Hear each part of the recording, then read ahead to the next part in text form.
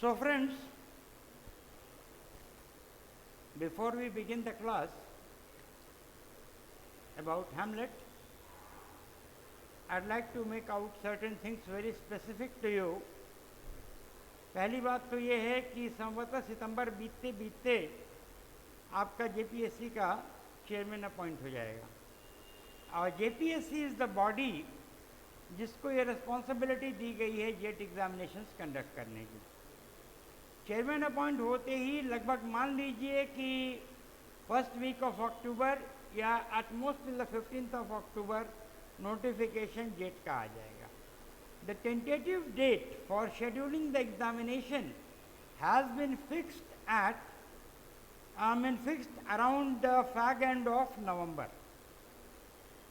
तो समय कम है, मैं आपसे गुजारिश करूंगा यू डाउनलोड द ऐप और अब प्रिपरेशन शुरू कीजिए, क्योंकि देखिए झारखंड में परीक्षाओं का होना अपने आप भी एक बहुत ही विसंगत चीज़ है।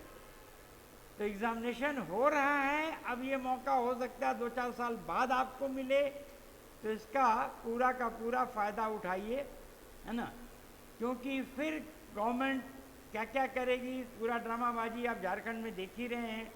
तो make the best of this situation and my best of wishes, please download the app, है ना, because our classes will be conducted on our app. With this we begin Hamlet, the Prince of Denmark. देखिए कल ही मैंने आपको एक intro दे दिया था इसका, सबसे लॉन्गेस्ट प्ले शेक्सपियर का और decidedly one of the most profound plays of Shakespeare, not only of Shakespeare, Hamlet ranks as an all-time great tragedy. It has several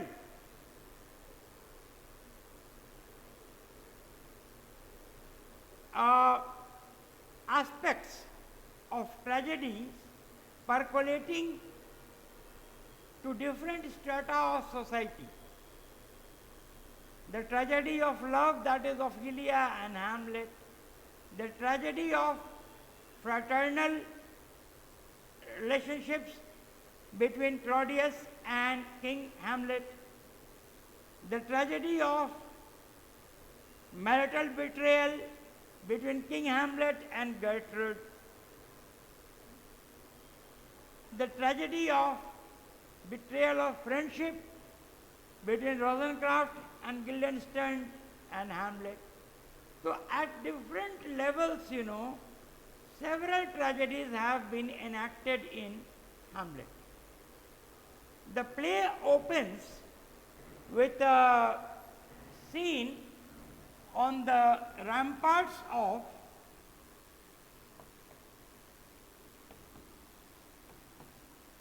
the Elsinore castle.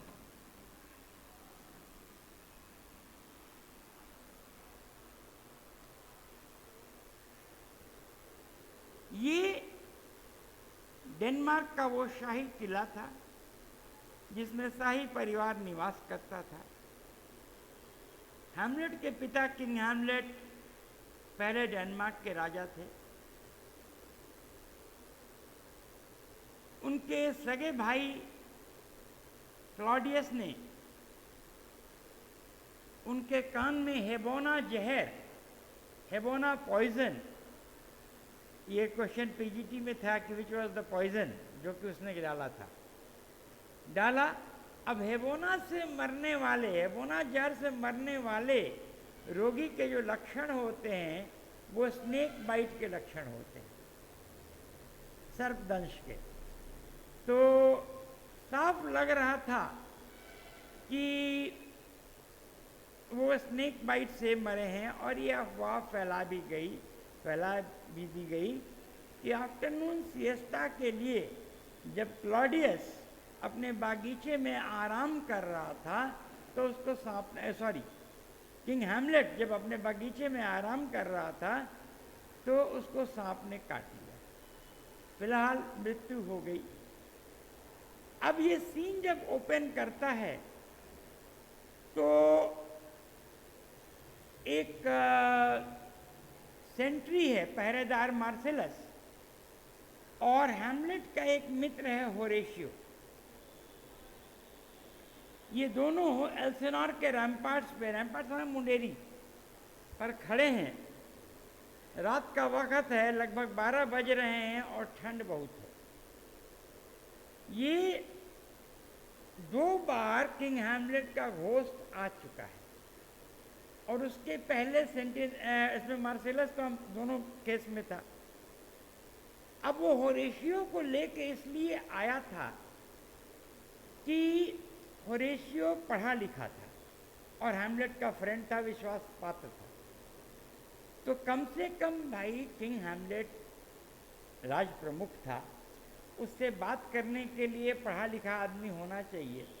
और तब साक्षरता का लेवल इतना ऊंचा नहीं था, it was not that high, literacy rate was not that high. तो वो लेके आया था। लगभग नक्षत्रों का परिचित्रण बता रहा था कि 1 बज रहा था, जबकि किंग हैमलेट का घोस्ट उत्पन्न हुआ। उसने वही ड्रेस पहन रखी थी, वही अटायर डॉन किया था जिसमें वो नॉर्वे के खिलाफ अपना अंतिम युद्ध लड़ा था और नॉर्वे आर्मी को, नॉर्वेजियन आर्मी को ही हैड डिफीटेड। तो he was in that full martial dress,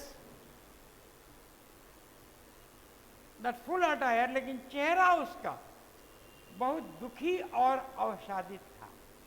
Horatio ने जो रिपोर्ट किया हैमलेट को, तो कहा his face portrait more of grief and less of anger. तो उनके चेहरे से क्रोध नहीं दिख रहा था, हाँ अवसाद और दुख दिख रहा था, as if he is painfully sad. 1 बजे के लगभग घोस्ट अपीयर हुआ। इसके बाद जो है होरेशियो ने उससे बात करने की कोशिश की, लेकिन घोस्ट सीधे उनके सामने से निकल गया। घोस्ट चहलकदमी कर रहा था। जब होरेशियो से उसने बात नहीं किया तो मार्सेलस ने अपनी तलवार निकाल ली और वार भी किया, लेकिन अब it was an operation, it was a ghost, तो कोई असर नहीं पड़ा। हालांकि होरेशियो ने उसको रोका कि नहीं, he has been our king, मत करो ऐसे। फिलहाल होरेशियो ने डिसाइड कर लिया कि हम लोग इस बात को हैमलेट को बताएंगे। अगला सीन आता है, जबकि कोर्ट सीन है जिसमें गर्ट्रेड की तारीफ करता है क्लॉडियस कि उसके लिए डर्ज इन मैरिज है ना, एंड मर्थ इन फ्यूनरल, दोनों एक ही चीज है। मतलब श्राद्ध में खुशी और शादी में गम। तो उसका टेम्परामेंट ऐसा है कि वो बहुत जल्दी सुख और दुख को भुला जाती है और वो अपने नॉर्मल डिमीनर में होती है। जबकि सच ये था कि वो तो उसमें संलिप्तता थी उसकी, है ना, तो सुख और दुख की बात ही नहीं थी, लेकिन एक आवरण ऐसा पुटअप किया जा रहा था कि Gertrude is unaffected by the natural calamities या डेथ, इस तरह का। तो अपने पति का मृत्यु का उसको कोई बहुत ज़्यादा अवसाद नहीं था, क्योंकि उसके प्रकृति में था, ऐसा नहीं था। Claudius wanted to put up कि देखिए भाई, the death of the king was a grave disaster, a big tragedy, लेकिन अगर गर्ट्रेड बहुत अफेक्टेड उससे नहीं है तो ये इसलिए नहीं है कि गर्ट्रेड बुरी है, ये इसलिए है कि गर्ट्रेड के नेचर में ही है, ठीक है। तो एक एलिबी, एक एक्सक्यूज, एक विनियर ऑफ सीडो प्रेजेंटेशन गर्ट्रेड की तरफ से हो रहा था। उसमें गर्ट्रेड ने समझाने की कोशिश की हैमलेट को कि देखो, जीवन और मृत्यु तो ये अंग है, अब नॉर्मल हो जाओ। इसके बाद लियाटस आया जो कि पॉलिनियस का लड़का था, उसको पढ़ने के लिए बाहर जाना था। लियाटस को भी क्लॉडियस मिलता है, उसकी तारीफ करता है, कहता है कि जाओ, तुम्हारे पिताजी हमारे राज्य के एक स्तंभ हैं और वही स्नेह हमारा तुम्हारे प्रति भी है, तुम जाओ आराम से पढ़ाई लिखाई करो। नॉर्वे के किंग को एक संदेश भिजवाया जाता है कॉर्नेलियस और वाल्डेमार्ट, ये दो दूतों के द्वारा, कि भाई जाके आप उनसे कह दीजिए। और वो नपुंसक था, he was good for nothing, और एकदम चमचा था डेनमार्क का। तो फिलहाल कि अपनी सेना वगैरह को कैसे रखना है इस तरह का, या उसका जो फॉर्टिनब्रास राजकुमार था, उसके पिता को भी हैमलेट के फादर ने मार दिया था युद्ध में। तो वो तो हमेशा डेनमार्क के खिलाफ दुश्मनी का रवैया रखता था, लेकिन उसका चाचा जो अब राजा हो गया था वो डेनमार्क का एकदम चमचा था। फिलहाल ये सब बातें हुई। फिर थर्ड सीन आता है जिसमें कि ऑफेलिया को लियाटस समझाता है कि देखो तुम उसके प्यार में अंधी हो गई हो, और वो मूलतः क्या है कि वो तुमसे खिलवाड़ कर रहा है, वो ये कर रहा है, वो कर रहा है, उसके नस्ल में ही शराफत नहीं है, तमाम बातें करता है हैमलेट के खिलाफ। ऑफेलिया कहती है कि नहीं, he is an honourable person, वो उसको डिफेंड करती है। इसके बाद आगे इसी सीन में पॉलिनियस भी उसको ये समझाता है कि देखो कहाँ वो राजा है ना भाई, और कहाँ तुम एक साधारण कोर्टियर की लड़की, तो ये संबंध पॉसिबल नहीं है ना। लेकिन फिर भी ऑफेलिया अब डुअलिटी में है कि टू बी और not to be, that is the question, है ना, कि क्या करें। एक तरफ वो शी लव्ड हैमलेट, दूसरी तरफ उसके भाई और बाप मना कर रहे थे इस संबंध से, तो what to do with it now. फिलहाल द सीन शिफ्ट फर्दर, और हाँ कर दे उनकी आवाज़ बहुत, आहा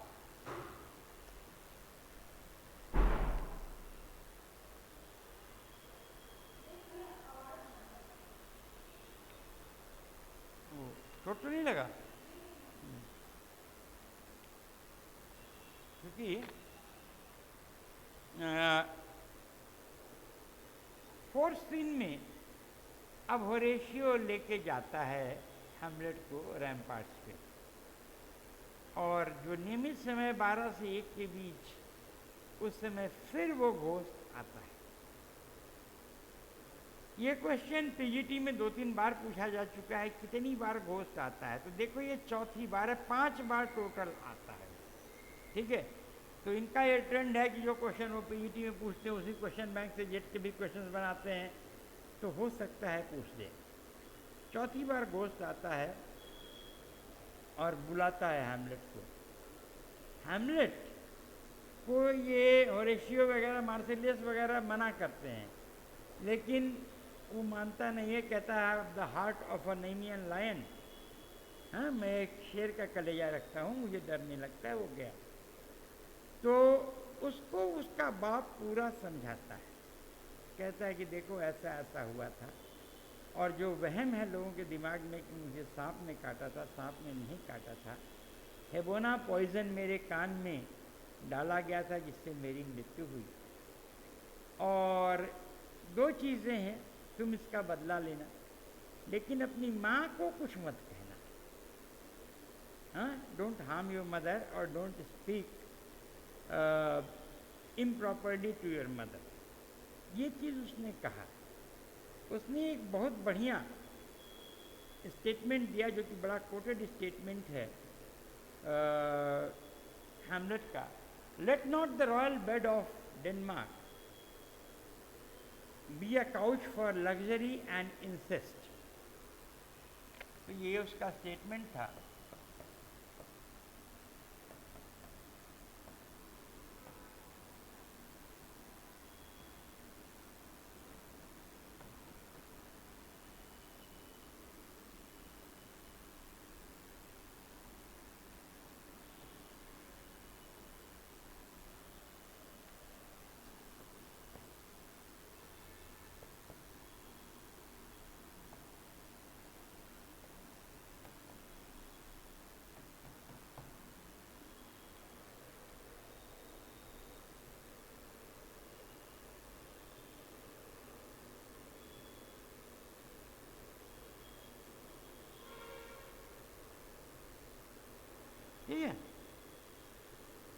अब हैमलेट ने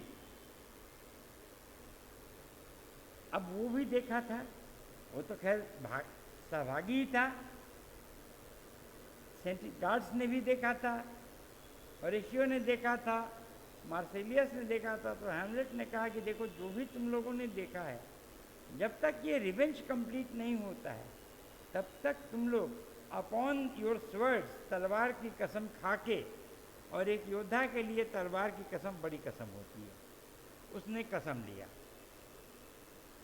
आगे, लेकिन गर्ट्रेड ने उसको समझाया था, क्लॉडियस ने समझाया था, लेकिन हैमलेट के दिमाग में तो शंका था, और घोस्ट ने उसको शंका को एकदम सत्यता में परिवर्तित कर दिया। अब हैमलेट रातों दिन इसी एहसास के साथ जिंदा था कि मुझे अपने पिता का बदला लेना है।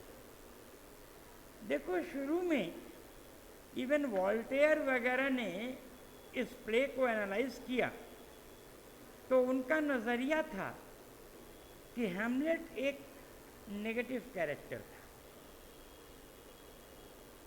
क्योंकि वो लोग इस नजरिए से एनालिसिस कर रहे थे हैमलेट का कि राजा कैसा भी हो, the king can do no wrong.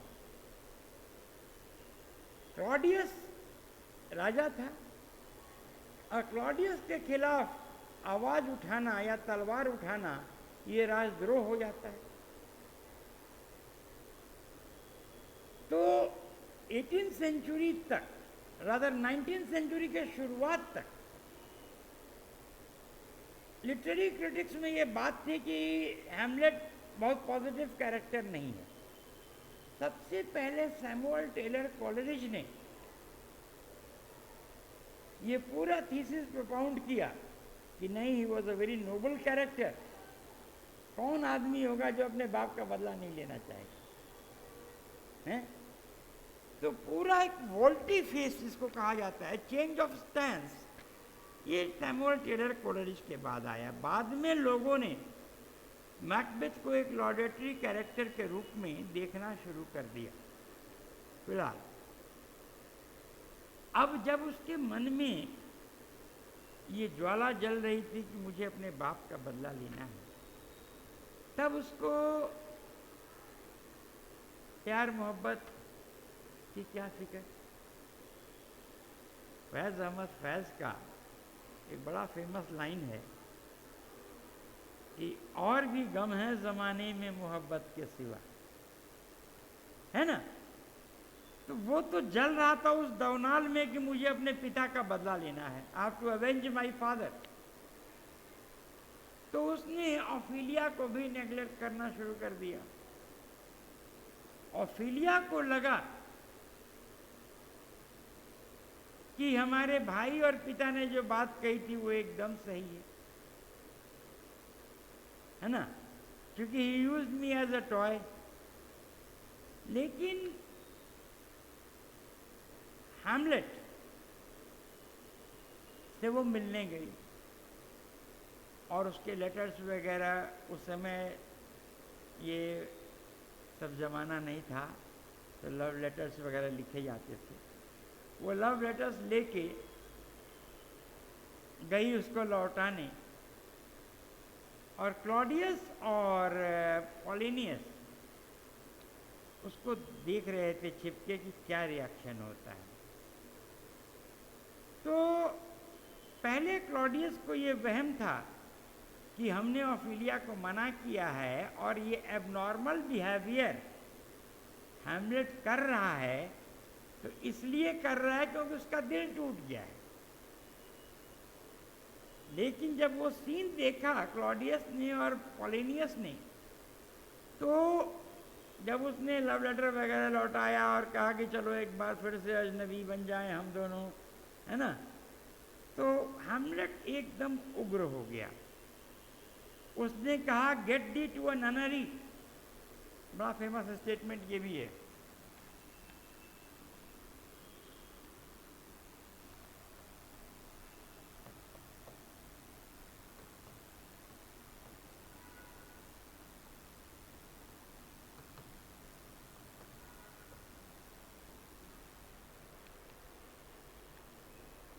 ननरी जो है ये वो जगह है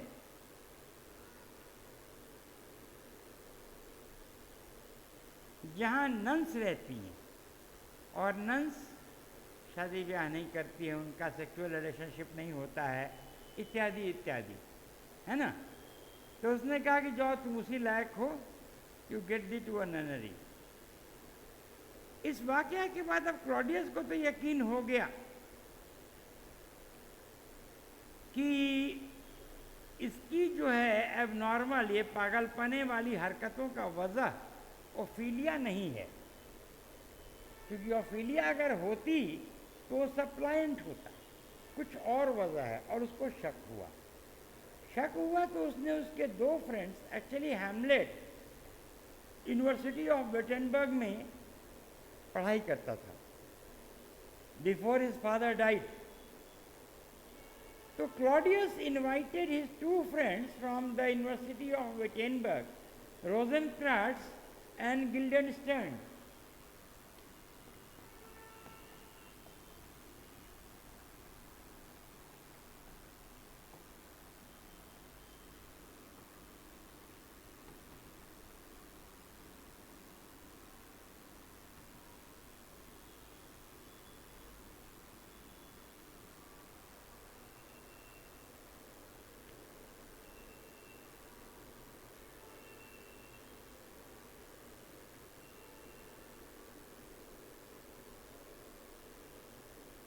ठीक है, तो कि भाई तुम लोग नजर रखो, मतलब जासूसी करो उसके ऊपर कि क्या वजह है।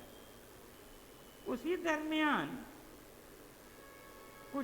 एक ड्रामा कंपनी आई जो कि प्लेज वगैरह, पहले घुमंतु थिएटर्स हुआ करते थे ना, गांव गांव जाके अपना प्लेज वगैरह वो एनेक्ट करते थे। तो एक ड्रामा कंपनी आई, और ये ड्रामा कंपनी इन्हीं के मार्फत आई थी। हैमलेट को लगा कि अगर पूरे अफसाने को एक बार स्टेज पर रिक्रिएट किया जाए तो हो सकता है पकड़ा जाए क्लॉडियस कि वो है कि नहीं है। हालांकि अपने फादर के गोद से बात करने के बाद उसको विश्वास हो गया था कि क्लॉडियस इज द विलन। तो उसने उस ड्रामा कंपनी से ये बातें की कि दो प्लेस एनेक्ट करने को, the death of Priam and Hecuba, ये ट्रोजन वॉर से संबंधित अफसाना है।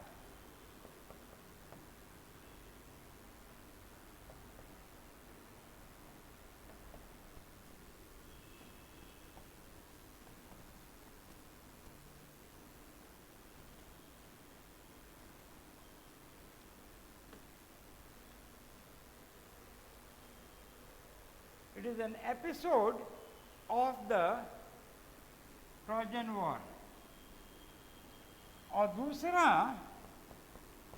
The murder of गोंजागो।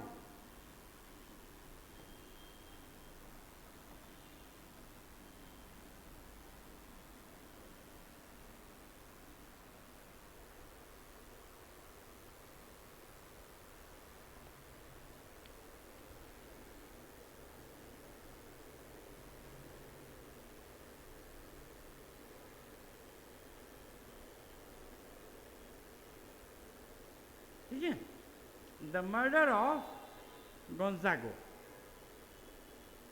Now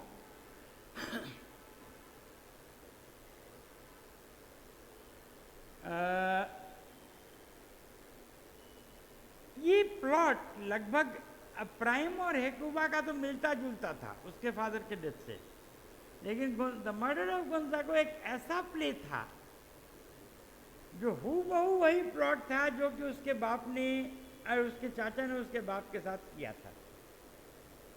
killing Gonzago by pouring poison in his ear. जब ये प्ले परफॉर्म हो रहा था तो क्लॉडियस भी था, गर्ट्रूड भी था, ये भी था, हैमलेट भी था, होरेशियो भी था, तमाम ये फ्रेंड्स वगैरह उसके थे, रोजेनक्राट्स भी था, गिल्डन, पूरा कोर्ट था। जब ये सीन आया तो अचानक क्लॉडियस घबरा गया। देखो उपनिषद में एक बड़ा बढ़िया श्लोक है, उसका संस्कृत मुझे याद नहीं आ रहा है, लेकिन इंग्लिश रूपांतरण उसका ये है, your sins will find you out, है ना। अब जब क्लॉडियस ने वो देखा तो घबरा गया, कह रहे हमने भी तो ऐसा ही किया था। और वहां से वो सीधे उठा, हड़बड़ाहट में उठा और जाके अपने चैम्बर में ईश्वर के सामने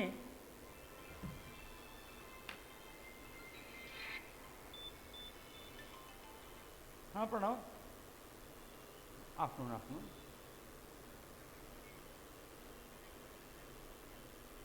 मेरा फोटो हाँ मिल सकता है, I be there with you, अभी आ जाए, अभी क्लास में है, I am in the class of Patanjali, I be there with you at around 1:30 या 1:10 है, देखते हैं। अब वैसे वो वीडियोस में पूरा सूट में मेरा फोटो है, तो वो क्यों नहीं ले लेते? विकास जी के पास है, अच्छा चलो हम देखते हैं, होगा मेरे पास।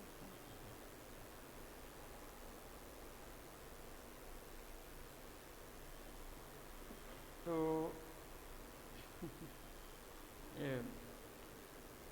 देखो थोड़ा सीक्वेंस टूट गया है ना। व्हाट हैपेंड इज कि वो घबरा गया और जाके अपने चैम्बर में, अब रिपेंटेंस वाली बात आ गई, है ना, रिकंटेशन वाली, कि भाई प्रभु से माफ़ी मांगने लगा कि हमने क्या किया। एक बार उसने सोचा कि सब कुछ छोड़ दें और अपनी स्थिति स्पष्ट करें, लेकिन फिर कहा कि अब यहाँ आके राजकाज सब मेरे हाथ में है, अब मैं नहीं छोड़ सकता। तो फिलहाल गर्टिड ने कहा कि तुमने बहुत गलती किया है। तो गर्टिड भी तो सब भुक्तभोगी थी, लेकिन एक माँ का जो अधिकार होता है, उस अधिकार को उसने कहा कि तुम मेरे चैम्बर में आके हमसे अभी अभी भेंट करो, इस तरह की हरकतें ठीक नहीं हैं। जब वो गर्ट्रूड के चैम्बर में जा रहा था, मैकबेथ अरे हैमलेट, तो रास्ते में उसने देखा कि क्लॉडियस नील करके प्रार्थना कर रहा है। एक बार उसका मन हुआ कि वहीं क्लॉडियस की हत्या कर दी, लेकिन उसने नहीं किया, क्योंकि उसने सोचा कि अगर इस प्रेयर स्टेज में मैं क्लॉडियस की हत्या कर देता हूं तो फिर क्लॉडियस तो सीधे जन्नत जाएगा। मेरे पिताजी सल्फरस इन्फर्नो में प्रताड़ित हो रहे हैं, चूंकि उनकी असमय मृत्यु हुई थी, जिसको कहा जाता है अकाल मृत्यु, वो हुई थी। तो मेरे पिताजी इन्फर्नो में रहें, नरक में रहें, और ये पापी जो है स्वर्ग में चला जाए, ये काम मैं नहीं करूँगा। I kill him but at an appropriate moment. तो उसने छोड़ दिया, मारा नहीं, क्योंकि वो प्रेयर में था। ठीक, गर्टिड के चैम्बर में गया तो वो काफ़ी क्रोध में था और उसने बहुत सी बातें बोल दी जो कि अब तक वो गर्टिड को नहीं बोला था, कि तुमको शर्म नहीं आ रही है, तुमने ऐसा किया, तुमने वैसा किया, इस तरह का। गर्टिड और हैमलेट की बातें पहले से ही प्लान था। पॉलिनियस पर्दे के पीछे सुन रहा था।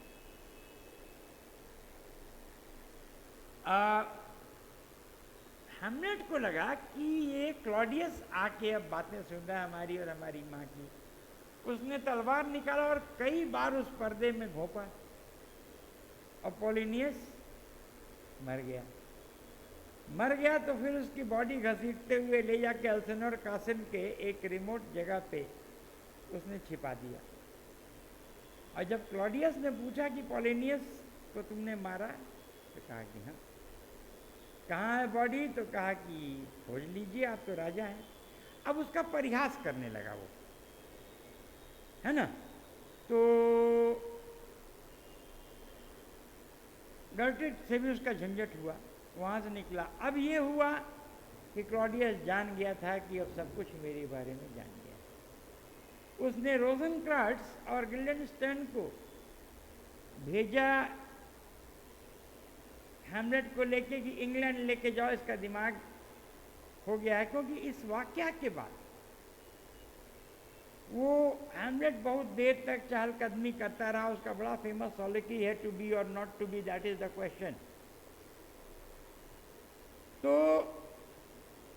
वो हुआ कि इसका मानसिक डिविएशन हो गया है, लेके इसको इंग्लैंड जाओ, जबकि मूल कारण था कि उसने इंग्लैंड के राजा को एक सील लेटर दिया था कि पहुंचते ही इंग्लैंड में इसको एलिमिनेट कर दिया जाए, हैमलेट को मरवा दिया जाए। अब जाके राखो साइयां, मार सके नहीं कोई, है ना। कि फानूस बन के जिसकी हिफाजत हवा करे, वो शम्मा क्या बुझे जिसे रौनक खुदा करे। रास्ते में उस जहाज को कुछ सी पायरेट्स घेर लेते हैं। तो जो सी पायरेट्स उन्होंने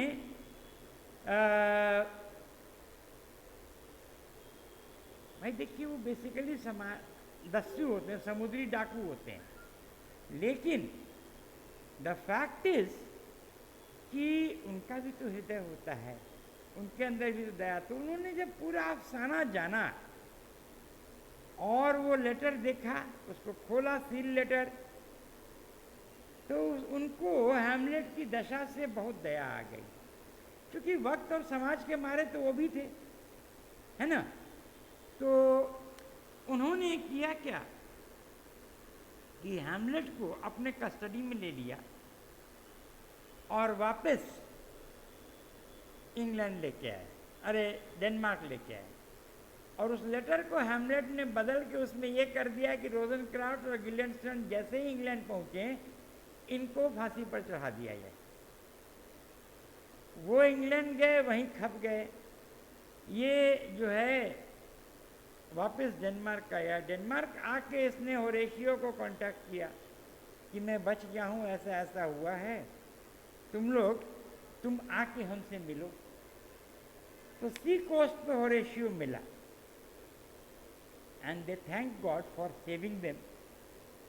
इसके बाद वो जा रहे थे तो देखे कि दो लेबर कब्र खोद रहे हैं। हुआ कि किसका कब्र खोद रहे हो भाई?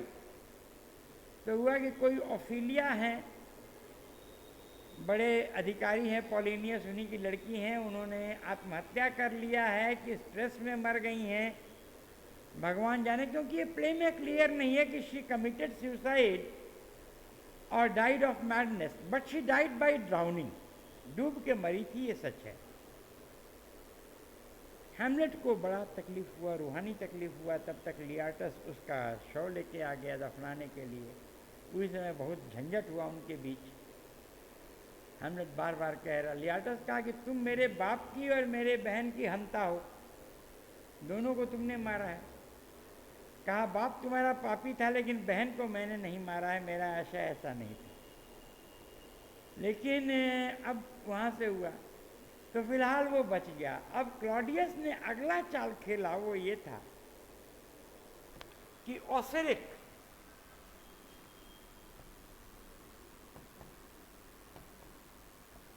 ओसेरिक एक कोर्ट जेस्टर था, दरबार का एक जोकर था, कोर्ट जेस्टर था। उससे उसने निमंत्रण भिजवाया इसको हैमलेट को कि भाई लियाटस तुमको डुएल के लिए चैलेंज करना चाहता है, क्योंकि तुमने उसके बाप को मारा है, उसकी बहन को मारा है। अब उस ज़माने में, और ये मध्ययुगीन परंपरा भी थी, फ्यूडल परंपरा भी थी, कि ड्यूएल से कोई मर्द, चाहे वो कमज़ोर हो या मजबूत हो, भाग नहीं सकता था। ये मर्दानगी के खिलाफ था, है ना, मैस्कुलिन शिवालरी के खिलाफ था। उसने स्वीकार कर लिया। इसने किया क्या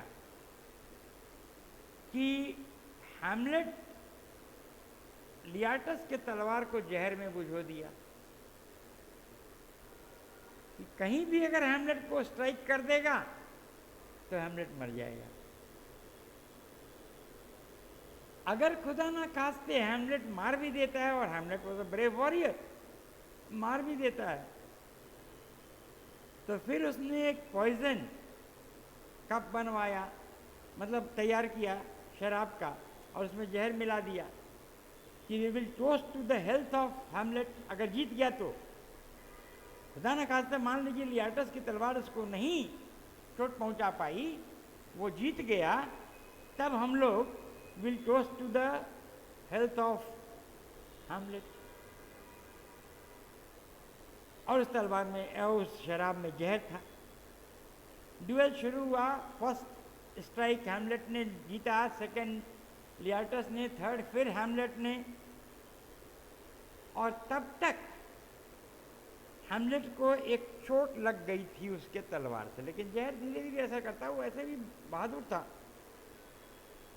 जब ऐसा हुआ, तीन ड्यूएल्स में से 2-1 से हैमलेट जीतने लगा, तो सब कुछ के अलावा गर्टरूड का बेटा था वो, है ना, वो बहुत खुश हुई। और खुश हुई तो अपने से ही वो शराब पी ली, है ना, कि भाई मेरा बेटा ड्यूएल जीता है तो आई टोस्ट टू हिज हेल्थ, अपने से वो पी ली। क्लॉडियस इसके पहले की रोके वो घोंट कर डाली और घोंटते ही वो मर गई। तब तक जहर इस पर भी असर करने लगा था, हैमलेट पे भी। जब गर्टरूड मर गई तब लियाटस और इसका तलवार, वो बीच में ड्यूएल में आराम किया जाता है, तलवार पलट गया, अदला बदली हो गया, और उस पॉइजन स्वर्ड से हैमलेट ने लियाटस पर वार कर दिया। लियाटस भी मरने की स्थिति में आ गया। तब उसने कबूला कि देखो ये सब कुछ क्लॉडियस का किया हुआ है। जब उसने ये, तो हैमलेट तो अपने क्रोध से बाहर हो गया, वो दौड़ के उसने क्लॉडियस पर वार किया, क्लॉडियस खत्म। अब क्या हुआ, तब तक फोर्टिनब्रास नॉर्वेजियन आर्मी को लेके आ गया। होरेशियो भी आत्महत्या करना चाहता था कि अब हैमलेट जब मर गया तो मेरा मित्र है, अब मैं क्या जिंदा रहूंगा। हैमलेट ने समझाया कि नहीं, you don't die, you will live to tell this tale, यह अफसाना सुनाने के लिए तुम जिंदा रहोगे। तो उसने जो है वो जिंदा रहा और तब तक फोर्टिनब्रास आ गया। अब वाजिब राजा तो हैमलेट था, क्योंकि क्लॉडियस तो पर्सोना नॉन ग्राटा हो गया था, किंग हैमलेट का लड़का प्रिंस हैमलेट। तो उसने कहा कि अब हम लोग मर रहे हैं, देखो क्या दशा है मेरे खानदान की, तुम डेनमार्क का किंगडम ले लो और नॉर्वे और डेनमार्क का कंबाइन किंगडम तुम एडमिनिस्टर करो और मेरे लिए एक अच्छा श्राद्ध करा देना, so that my soul rests in peace.